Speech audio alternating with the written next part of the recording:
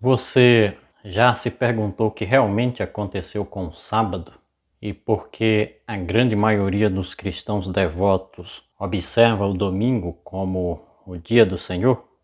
A era cristã começou durante o reinado do primeiro imperador de Roma, César Augusto. Naquela época, o Império Romano tolerava dentro de suas fronteiras dezenas, se não centenas de religiões e cultos. Em sua fronteira oriental havia a Pérsia, onde predominava o zoroastrismo. Bem ao noroeste estava a Grã-Bretanha, onde predominava o druidismo. Havia cultos populares de mistérios gregos. Havia diversas formas de adoração à natureza, com iniciações secretas e direitos de fertilidade. Algumas pessoas tinham um apego supersticioso à astrologia e outras adoravam o Deus Sol. Os próprios romanos admiravam a religião e a cultura da Grécia. Eles adotaram deuses gregos e os fundiram em suas próprias religiões. O resultado foi uma mistura de adoração aos ancestrais, adoração ao imperador e adoração ao sol. Uma religião que incluía não um deus, mas muitos. Os judeus, por outro lado, adoravam apenas um deus. Embora cercados por imagens de divindades gregas e romanas, eles serviam a um deus que não podiam ver. Eles não tinham ícones ou imagens para representá-lo. Eles não tinham iniciações ou ritos de fertilidade. Em vez disso, eles tiveram um dia que os diferenciava, um dia sem igual em qualquer outra religião, um período de 24 horas totalmente dedicado ao seu Deus. Os judeus tinham o sábado.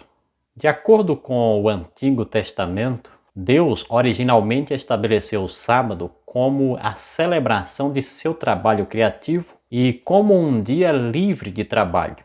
A fuga milagrosa de Israel do Egito acrescentou outro aspecto ao sábado, a celebração da libertação da escravidão. Ironicamente, na época de Jesus, o sábado havia evoluído de um dia de liberdade para um dia de escravidão e regras, e regulamentos rígidos e exigentes. Alguns dos líderes religiosos ensinaram que Israel foi feito para o sábado, para que o Senhor tivesse alguém na terra para guardar o sábado. Quando Jesus declarou que o sábado foi feito para o homem, ele estava ensinando um conceito radical e perturbador, contrariando o pensamento de alguns de que o sábado foi criado apenas para os judeus. Uma pesquisa dos livros do Novo Testamento de Mateus, Marcos, Lucas e João revela que Jesus repetidamente quebrou alguns costumes tradicionais judeus. Entre eles, a regra do perigo mortal. Essa regra fornecia uma exceção às restrições normais do sábado em casos de vida ou morte. Você poderia fazer o que não era comum se fazer no sábado, desde que isto servisse para salvar a vida de alguém cuja vida estava em perigo. Mas no caso de uma pessoa com doença crônica, os esforços para curá-la deveriam ser feitos outro dia. Por esta razão que a Bíblia afirma que, porque Jesus fazia essas coisas no sábado, os judeus o perseguiram. Jesus quebrou as regras rabínicas do sábado, realizando milagres de cura. Esses milagres foram um desafio direto às restrições rabínicas. Aqui está uma lista dos milagres de cura de Jesus no sábado. Observe que nenhuma das pessoas que ele curou se qualificou para a exceção de perigo mortal.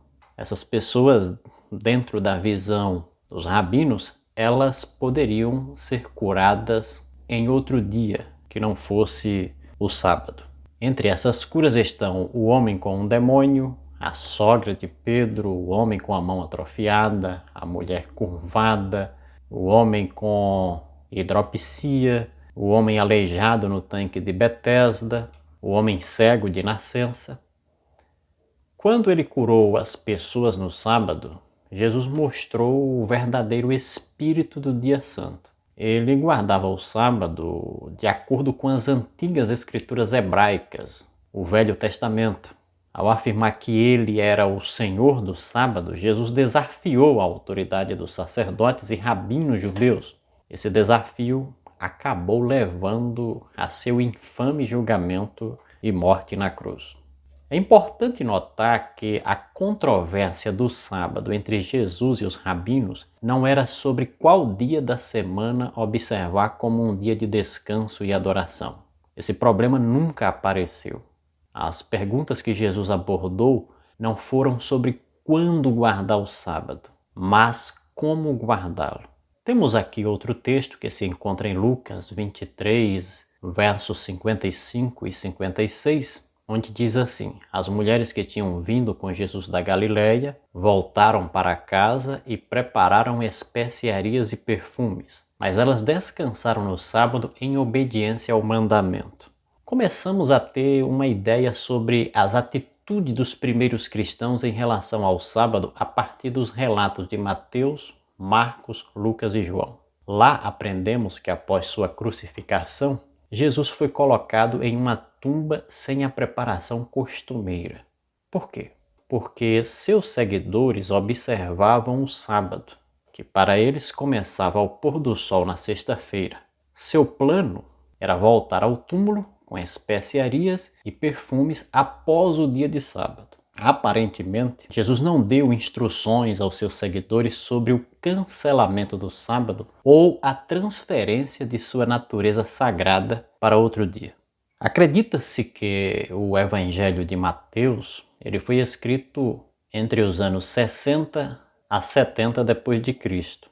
O livro de Marcos entre 55 a 70 depois de Cristo. O livro de Lucas entre 55 a 61 depois de Cristo e o livro de João no ano 90 depois de Cristo. Estas são algumas datas conservadoras para a escrita de Mateus, Marcos, Lucas e João.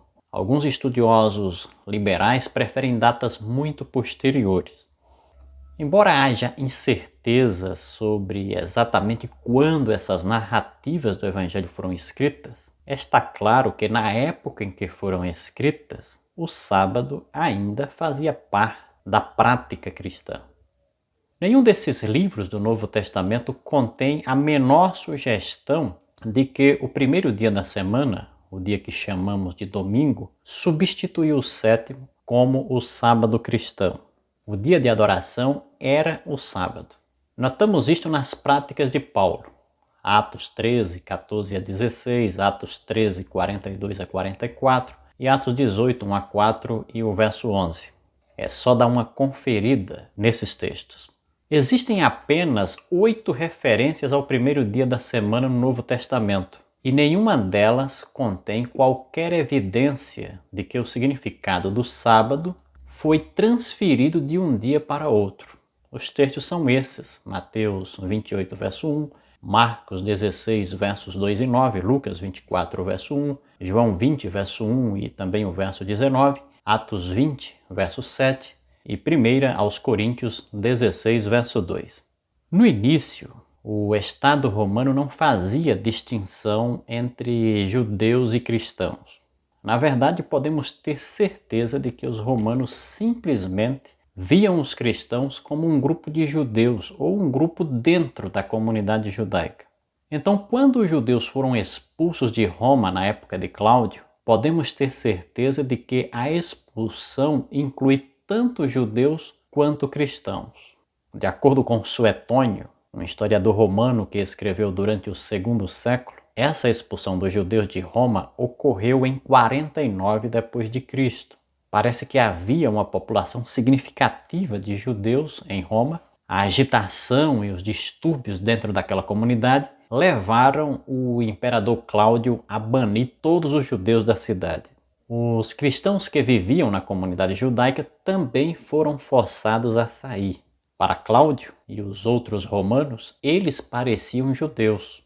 De certa forma, essa identidade próxima com os judeus era uma vantagem para os cristãos, a princípio. O judaísmo ainda era uma religião legal dentro do império. enquanto o próprio cristianismo não tinha legitimidade. Por outro lado, quando os judeus caíram em desgraça com os romanos, os cristãos sofreram o mesmo destino. Um outro texto a se considerar é Mateus 24, verso 20, onde lemos: Orai para que a vossa fuga não se dê no inverno nem no sábado. Outro texto, Mateus 24, 15 e 16, quando, pois, virdes o abominável da desolação de que falou o profeta Daniel no lugar santo, quem lê entenda, então os que estiverem na Judéia fujam para os montes. Essas palavras de Jesus são amplamente entendidas como uma previsão do cerco romano de Jerusalém, que terminou com a destruição da cidade e de seu templo em 70 depois de Cristo. Exortando seus seguidores a orar para que a fuga da cidade não ocorresse no inverno ou no sábado, Jesus prevê que a observância do sábado continuaria muito tempo depois de sua própria crucificação, ressurreição e ascensão ao céu. O ataque romano a Jerusalém foi a batalha decisiva em uma guerra provocada por uma rebelião judaica que começou em 66 depois de Cristo. Os cristãos seriam identificados pelos romanos como judeus e, portanto, como inimigos. Teriam o mesmo destino dos judeus. Alguns historiadores, incluindo Eusébio, um importante apologista cristão do IV século, relatam que os cristãos de Jerusalém escaparam para a cidade de Pela, na região montanhosa a leste do Rio Jordão, na atual Jordânia. Depois que o templo foi destruído em 70 depois de Cristo, a sinagoga se tornou o novo centro da vida religiosa judaica. Os cristãos geralmente adoravam ao lado de seus irmãos judeus. Isso perturbou alguns líderes da sinagoga, que queriam unidade e uniformidade em suas congregações. Para identificar e expulsar os inconformistas, eles acrescentaram um novo elemento às orações ou bênçãos, conhecidas como as 18 bênçãos, que faziam parte do serviço da sinagoga. O objetivo era acabar com a heresia. O lema era que os apóstatas não tenham esperança, que o domínio da maldade seja rapidamente extirpado em nossos dias. Qualquer homem presente poderia ser chamado para recitar essas bênçãos, mas um homem cristão certamente não invocaria essa maldição sobre si mesmo. Ele teria que omitir ou tentar alterar sua recitação dessa bênção. E ao fazer isso, se identificaria como um herege.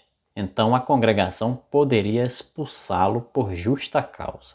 Seria como, para eu confirmar que sou católico, eu recitasse os 10 mandamentos do catecismo. Mas, devido às minhas convicções religiosas, eu, ao invés de recitar os 10 mandamentos do catecismo, eu recitaria os 10 mandamentos de Êxodo 20.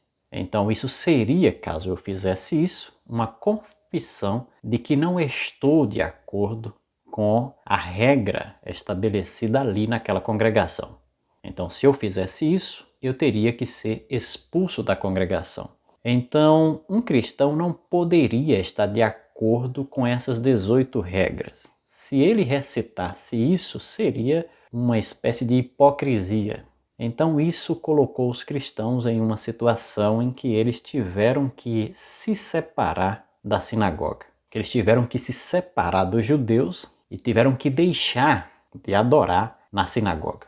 A bênção dos hereges é uma evidência da observância do sábado cristão 7 décadas após a crucificação de Cristo. Algumas pessoas supõem que apenas os judeus convertidos ao cristianismo guardavam o sábado, enquanto os gentios convertidos não.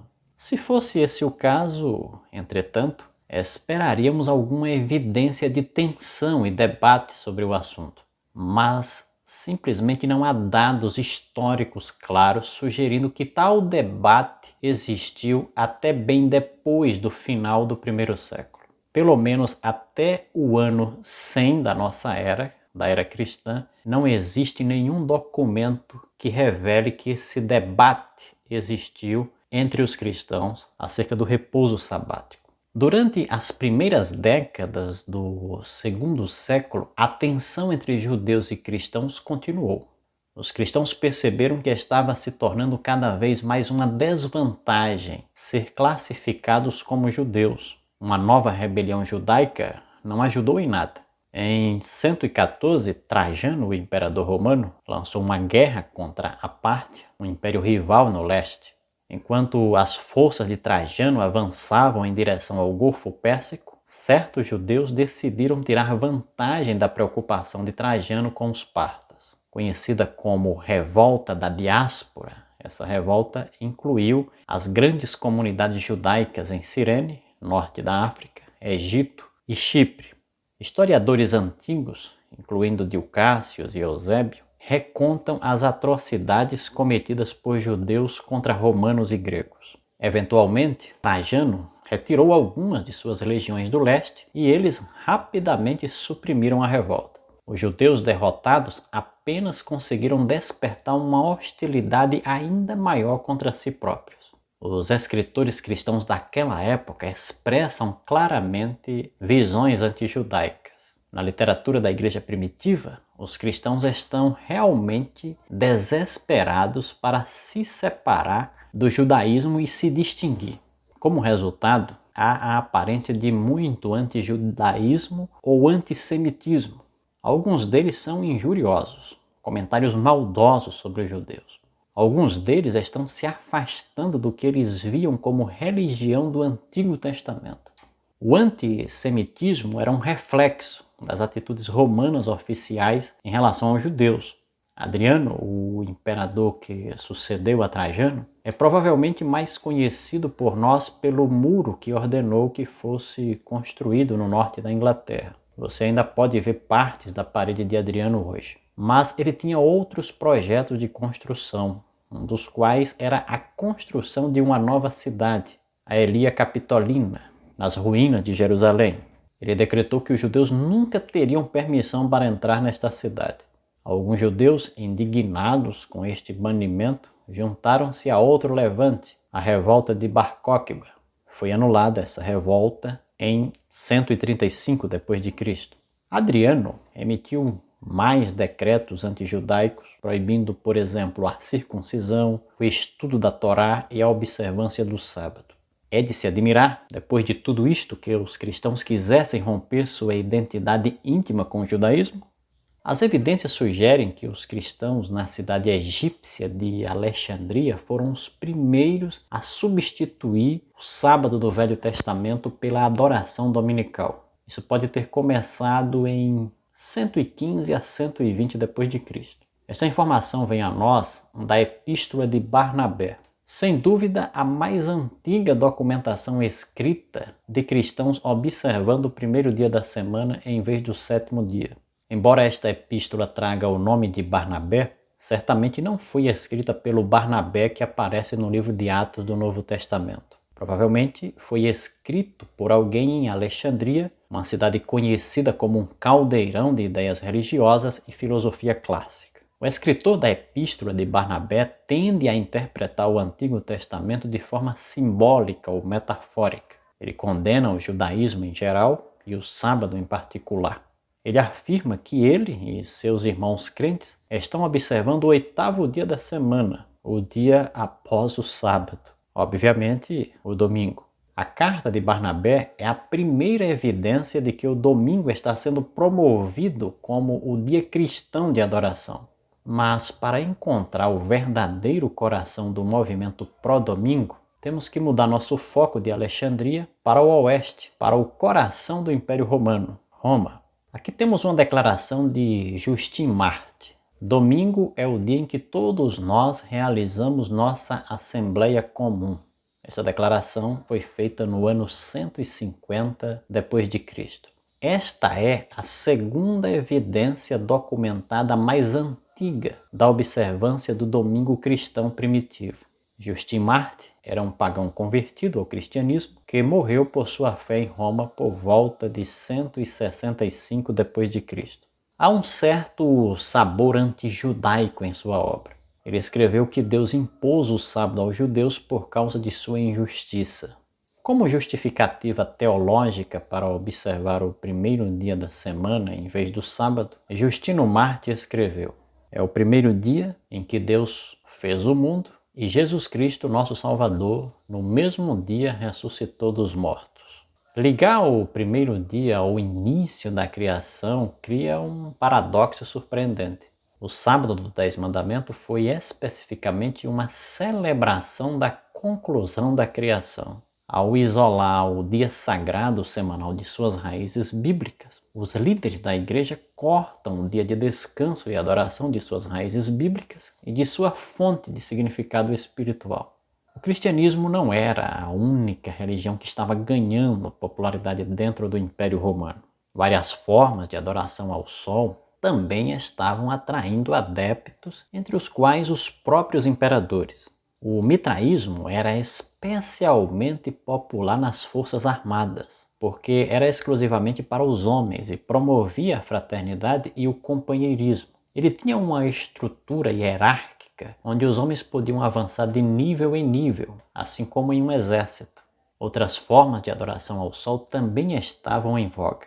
Quando Nero encomendou uma estátua gigantesca em sua própria homenagem, ela apresentava uma imagem da cabeça do imperador no estilo do Deus Sol. Conhecido como Colosso de Nero, tinha 37 metros de altura.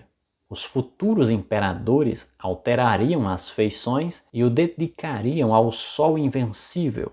Aureliano, imperador de 270 a 275 d.C., estabeleceu uma religião estatal que incluía a adoração ao imperador e do Sol. Diocleciano, cujo reinado começou em 284 d.C., também era um devoto do Deus Sol. No venerável dia do Sol, que os magistrados e as pessoas residentes nas cidades descansem e que todas as oficinas sejam fechadas. Este é o primeiro edito de Constantino, o primeiro decreto dominical que foi baixado no ano 321. Constantino era, como Aureliano e Diocleciano antes dele, um adorador do sol. Ele também foi o primeiro imperador a professar fé no cristianismo. Os historiadores discutem se sua conversão foi ou não genuína, uma vez que ele manteve suas superstições pagãs durante grande parte de seu reinado. Parece que a religião pessoal de Constantino era uma mistura da adoração ao sol mitraíca e do cristianismo.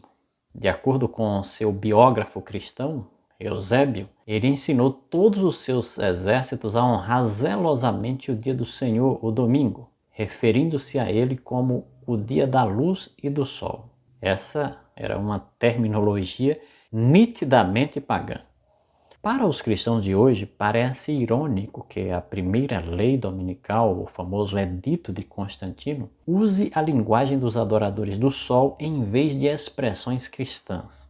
O primeiro dia da semana é exaltado como o venerável dia do sol. Não há menção de Cristo ou da celebração de sua ressurreição. Aquela primeira lei dominical não tinha nenhum sabor cristão. Os evangelhos devem ser lidos no sábado, com as outras escrituras.